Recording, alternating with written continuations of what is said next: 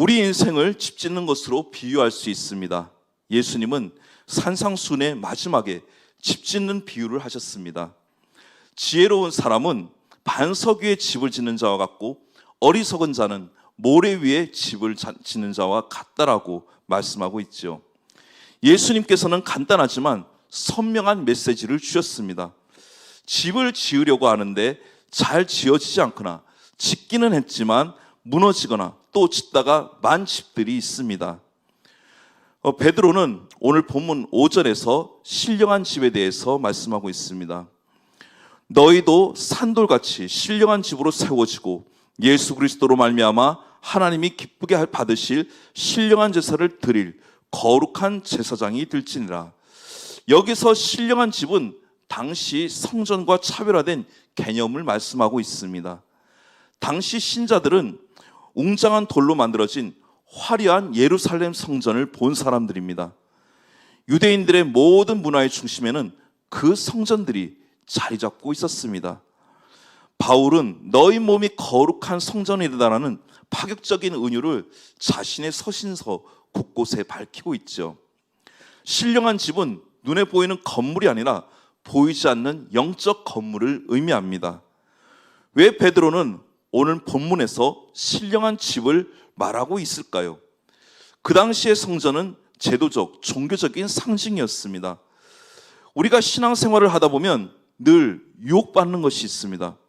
신앙생활이 우리 내면적인 것보다 자꾸 외형적으로 기울여지는 것이죠. 여러 모양으로 우리가 수고하고 애쓰지만 자칫하면 우리의 열심들이 방향을 잃게 만들 때가 있습니다. 베드로는 우리가 땀을 흘리며 추구해야 될 본질을 분명하게 오늘 본문을 통해 다루고 있습니다. 오늘 베드로전서 우리 1장 24절 말씀을 우리 다 함께 읽겠습니다. 시작. 그러므로 모든 육체는 풀과 같고 그 모든 영광은 풀의 꽃과 같으니 풀은 마르고 꽃은 떨어지되. 아멘. 꽃과 풀은 시간이 지면 순간적으로는 아름답지만 결국 때가 되면 시들어지고 저물게 되어 있는 것이죠. 세상의 모든 것들이 그렇다는 것입니다. 우리가 추구하는 세상의 많은 것들이 풀의 꽃과 같다는 이사야의 예언을 인용하고 있는 것이죠. 허망하지 않을 온전한 집을 지으라는 말씀이죠. 그 시대에 성전이 성전의 역할을 제대로 하지 못하고 그 기능을 잃어가고 있었습니다. 신령한 집은 뉴 프로젝트이죠. 이 집은 인간의 열심으로는 불가능한 것입니다. 우리가 지어야 될 신령한 집은 기초가 가장 중요합니다. 눈에 보이지 않는 부분이지만 건물에서 가장 중요한 부분이 바로 기초이죠. 좋은 건물일수록 기초가 탄탄합니다. 기초공사가 부실하면 아무리 멋진 집이라고 해도, 아무리 멋진 건물이다 해도 어느 시점에 무너질 수 있는 위험성을 띠고 있는 것이죠. 오늘 본문 4절 말씀에 사람에게는 버림바가 되었으나 하나님께는 택하심을 입은 보배로운 산돌이신 예수께 나아가라고 말씀하고 있죠. 신령한 집의 기초는 바로 산돌이죠. 영어로는 리빙스톤입니다. 산돌은 바로 예수 그리스도를 상징합니다. 우리의 신앙은 그리스도 위에 지어져야 되는 것이죠. 예수님께서 가이사랴 빌립보에서 제자들에게 하신 사람들이 나를 누구라 하느냐, 너희는 나를 누구라 하느냐 이렇게 질문하셨을 때 베드로가 명석한 대답을 했죠. 주는 그리스도시요 살아계신 하나님이십니다. 하나님의 아들이십니다. 베드로의 대답에 예수님은 내가 내게 이르노니 너는 베드로라. 내가 이 반석 위에 내 교회를 세우겠다 이렇게 말씀하셨죠. 이 반석이 곧 그리스도를 의미하는 것입니다. 바울은 에베소서 2장 20절 말씀에 너희는 사도들과 선지자들의 터 위에 세우심을 입은 자라. 그리스도 예수께서 친히 모퉁이돌이 되셨느니라 이렇게 말씀하셨습니다.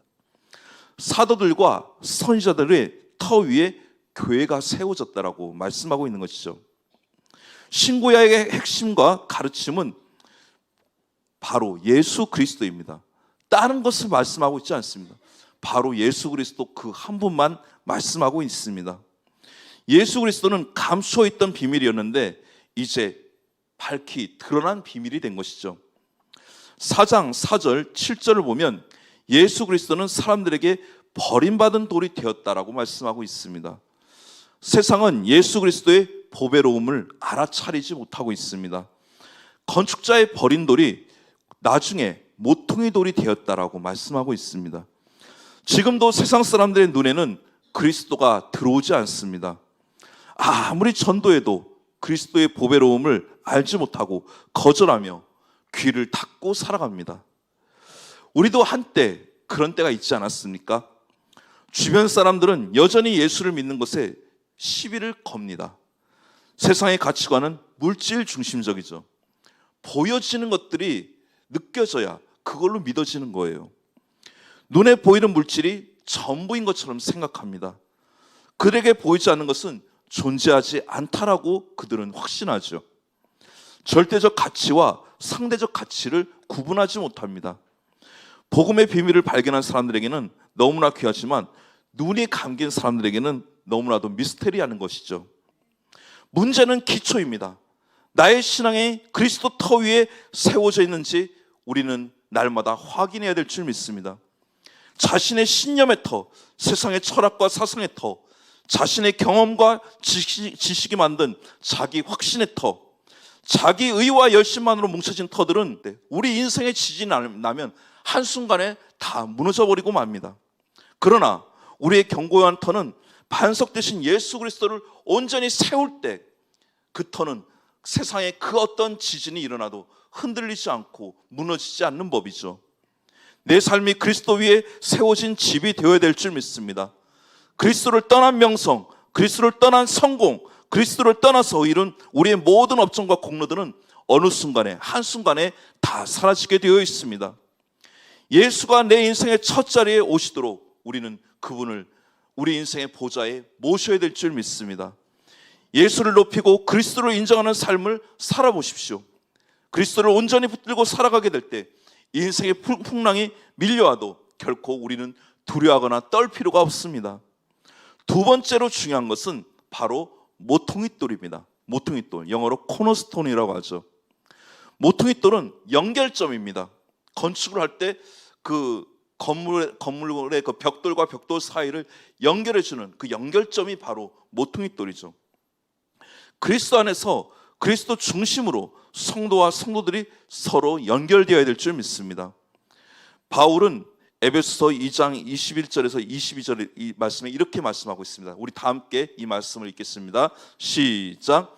그의 안에서 건물마다 서로 연결하여 주 안에서 성전이 되어가고 너희도 성령 안에서 하나님이 거하실 처소가 되기 위하여 그리스도 예수 안에서 함께 지어져 가느니라.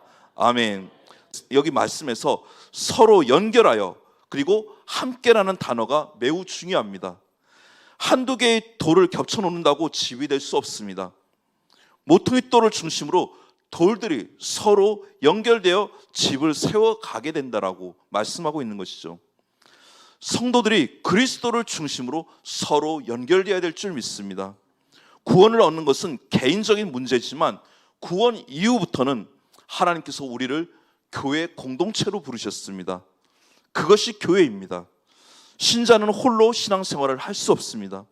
홀로 성장할 수 없습니다. 독립적으로 성장할 수 있는 신자는 그 누구도 없습니다. 우리는 함께 지어져 가야 될 줄 믿습니다.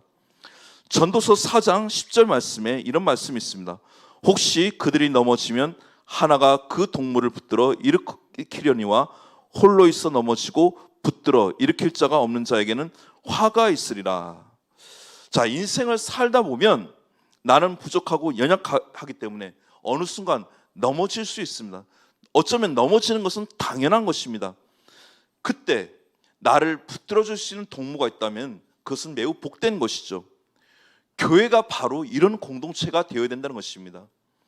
세상에서 말할 곳이 없고 세상에서 의논할 곳이 없지만 교회 왔을 때 의논할 수 있는 상대가 있고 교회 왔을 때 나를 위해 기도해 줄 수 있는 그 누군가가 있다면 내 인생은 결코 외로운 것이 아니죠. 교회를 섬긴다는 것은 다른 것이 아니라 다른 지체들을 바로 섬기는 일입니다. 서로 도움을 주고 받아야 하고 다른 지체들이 영적으로 성장할 수 있도록, 나도 성장해야 되고 다른 사람도 성장해 갈 수 있도록 도와줘야 되는 것이죠. 우리는 모두 불완전한 사람들입니다. 함께 지어져 가고 함께 완성을 해가야 될 그런 사람들입니다. 우리는 아직도 공사 중이고 다듬어지지 않는 돌들입니다.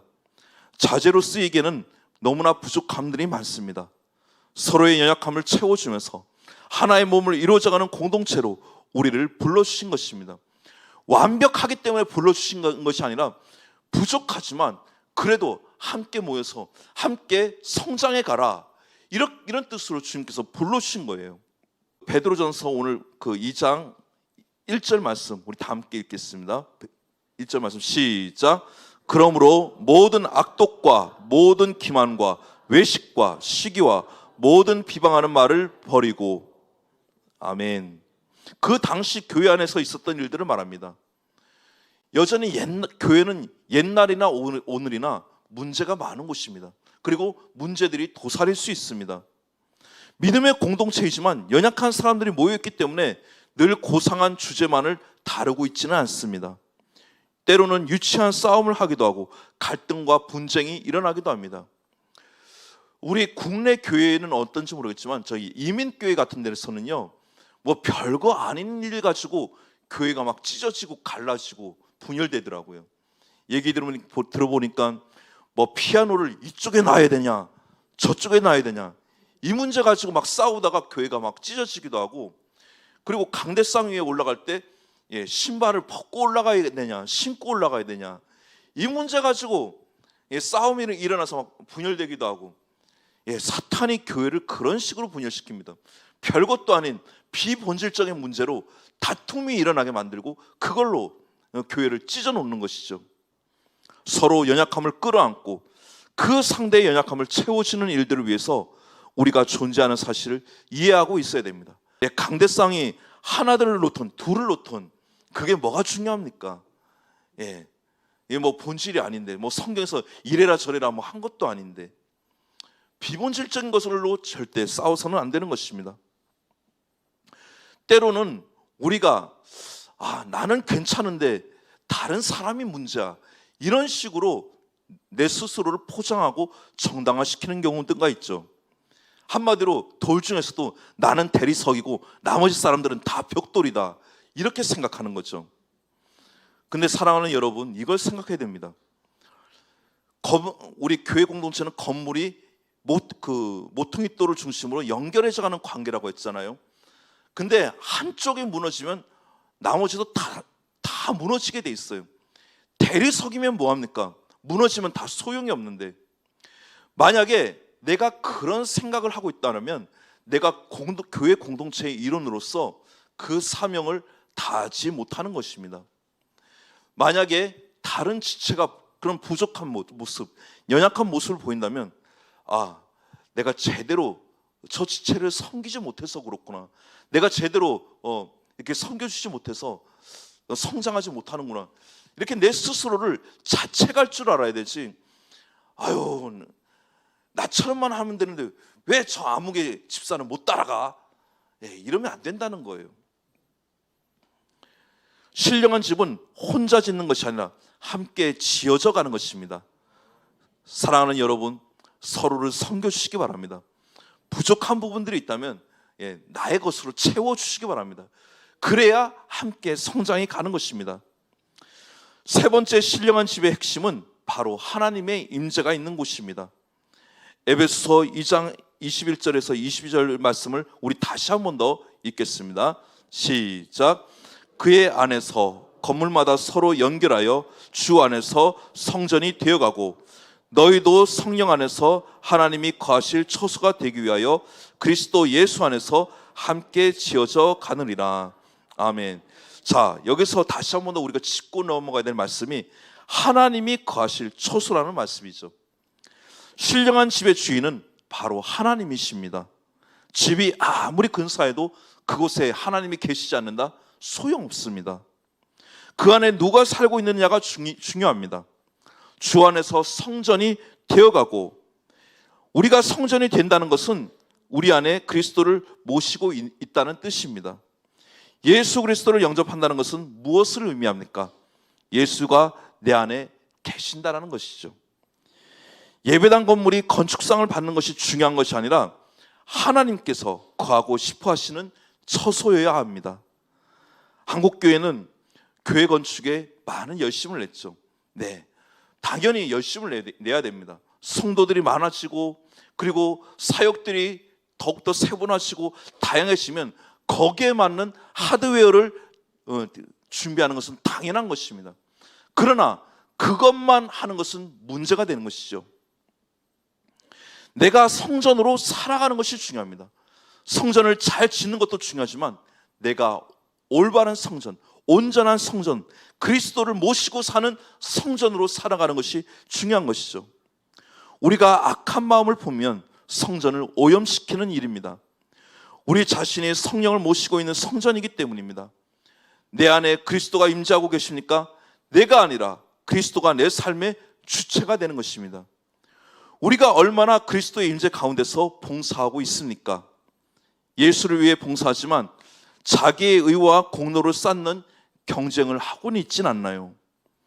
교회를 얼마나 오래 다니는지는 중요하지 않습니다. 거액의 헌금을 내서 개척교회를 세울 수도 있지만, 그러나 그것보다 더 중요한 것은 내가 하나님이 원하시는, 하나님이 거하시는 온전한 성전이 되는 것입니다. 내 안에 계신 그리스도와 함께 살아가는 일상이 중요합니다. 우리 신앙의 외적인 자랑으로 삼는 것보다 내적인 것에 더 신경을 썼다면 한국교회 역사가 지금과는 뭔가 좀 달라졌을 것입니다. 내 안에 그리스도가 함께 하시는 삶을 살지 않으면 우리가 하는 일은 아무것도 아닙니다. 그냥 흉내만 내는 것입니다. 오늘날 우리 예수 믿는 사람들 중에서 흉내만 내는 그리스도인들이 얼마나 많습니까? 교회 안에서는 열심히 사역합니다. 봉사합니다. 근데 세상에서는 세상 사람들과 똑같은 모습으로 살아가죠. 예수를 믿는다고 하면서 돈 좋아하고, 예수를 믿는다고 하면서 음란하고, 예수를 믿는다고 하면서 거짓말하고, 예수를 믿는다고 하면서 약한 사람들을 갑질하고. 왜 그럴까요? 정말 내 안에 예수를 모시고 사는 성전이라는 그 성전 의식이 없다라는 것입니다. 그 성전 의식을 가지고 산다면 결코 우리가 이런 모양으로, 이런 모습으로 살아갈 수 있을까요? 내 안에 과연 주님의 임재가 있습니까? 임재의 충만을 경험하고 있습니까? 예배가 밖에서 드려지는 것이 아니라 내 안에서 드려지고 있는지 우리는 온전히 확인해 봐야 됩니다. 우리가 오늘처럼 주일 예배 때 그 정해진 예배 시간과 장소에서 예배 드리는 것도 중요하지만 우리 일상에서 주님을 모시고 살아가는 진정한 성전으로 살아가고 있는지 우리는 다시 한 번 더 확인해 봐야 될 것입니다. 우리는 솔직하게 이기적인 존재들이죠. 예배마저도 이기적인 형태로 드릴 때가 얼마나 많이 있습니까? 예, 그날 말씀이 자기한테 꽂히는 게 있으면 은혜 받았다 그러고, 자기 마음을 불편하게 한 말씀이 있으면 오늘 예배 영광이야. 목사님 설교도 별로고 찬양도 별로고 다 별로야. 네. 자기중심적인 예배를 드리는 경우들이 얼마나 많이 있습니까? 교회를 오래 다니고 많은 예배를 드렸는데도 내면의 변화가 일어나지 않는다면 이상한 일이 아닐까요? 내 안에 그리스도가 거하신다는 이야기는 이론이 아니고 우리의 실제가 되어야 될 줄 믿습니다. 그것은 우리의 삶을 온전히 바꾸어 놓고도 남는 것입니다. 사랑하는 여러분, 나의 가정 가운데서, 나의 직장 가운데서, 나의 사업장 가운데서, 나의 일상 가운데서 날마다 주님과 동행함으로 주님의 임재하심을 경험하는 저와 여러분 될 수 있기를 주님의 이름으로 축복합니다. 그분과 대화하는 삶을 사시기 바랍니다. 내 안에 계신 주님과 계속 대화하는 것, 그것이 진정한 영성입니다. 집이 아름답게 지어져 가는 것보다 더 복된 일은 없습니다. 성전인 내 안에서 예배가 항상 일어나야 됩니다. 내가 성전이기 때문에 예배가 멈추지 말아야 됩니다. 내 안에 그리스도가 임재하고 계시기 때문이죠. 신앙의 목표 방향을 신령한 집에 초점을 맞추시기 바랍니다. 내가 그리스도와 어떠한 관계 속에 지어져 가고 있는가를 날마다 확인하시기 바랍니다. 혹이라도 잘못 지어져 가고 있다면 다시 한번 더 그 건축 계획을 수정하시기 바랍니다.